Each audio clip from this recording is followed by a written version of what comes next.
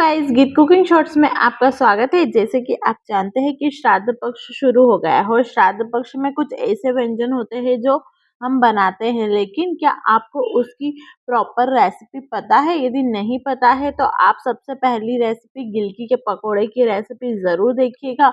और श्राद्ध पक्ष में हमारे यहाँ जो संपूर्ण थाली भोग में बनती है, उसकी रेसिपी मैं ऑलरेडी शेयर कर चुकी हूँ, आप वहाँ से जाकर देख सकते हैं। चलिए, गिलकी के पकोड़े आपके यहाँ श्राद्ध में बनते हैं कि नहीं बनते हैं, मुझे कमेंट सेक्शन में ज़रूर बताइएगा।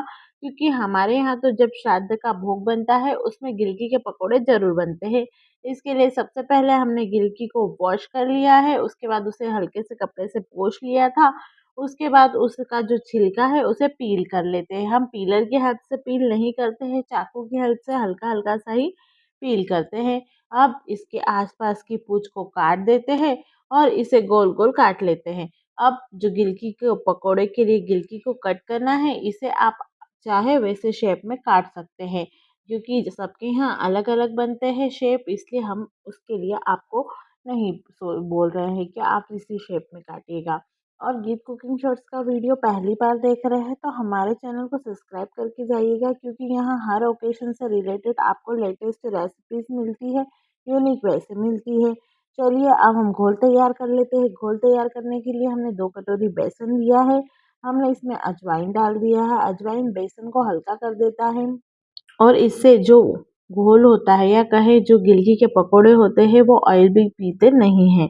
अब इसमें सॉल्ट डाल दीजिए, इसमें हरा धनिया डाल दीजिए, कुछ ग्रीन चिलीज़ चॉप करके डाल दीजिए, क्योंकि इससे जो आपके गिलकी के पकोड़े हैं उनका परफेक्ट टेस्ट आता है। यदि आप श्राद्ध पक्ष के भोजन में ग्रीन चिली भी नहीं खाते हैं तो आप उसे भी अवॉइड कर सकते हैं। जैसे कि आप जानते हैं कि गिलकी के भजिए श्राद्ध पक्ष के लिए बन रहे हैं, इसमें ना ऑनियन होगा ना गार्लिक होगा।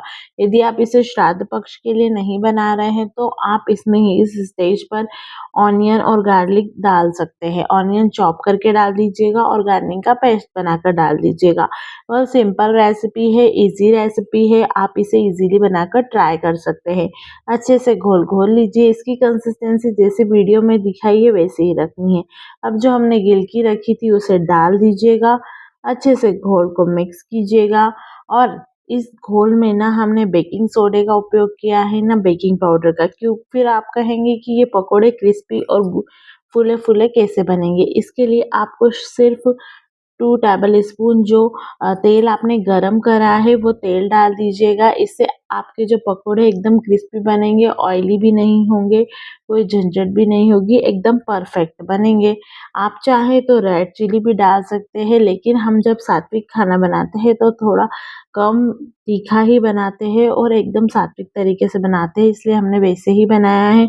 कोशिश कीजिएगा कि जो ऑयल है वो मीडियम गरम हो और उसके बाद आप धीरे-धीरे पकोड़े छोड़ते जाइएगा। सारे पकोड़े छोड़ने के बाद तुरंत उसे हिलाना नहीं है। जब भी आप कोई भी चीज़ को डीप फ्राई करें तो एक बात का ध्यान रखें कि आपको तुरंत चम्मच नहीं लगाना है। वो हल्के से पक जाए, उसके बाद ही आप चम्मच लगाकर उसे हिला दीजिएगा।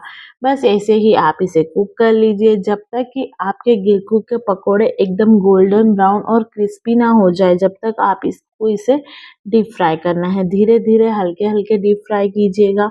बहुत अच्छे बनते हैं ये। और गिलकी के भजिए की रेसिपी यदि आप फर्स्ट टाइम देख रहे हैं तो हमें ज़रूर कमेंट में बताइएगा कि फर्स्ट टाइम देखिए और हम इसे ज़रूर ट्राई करेंगे।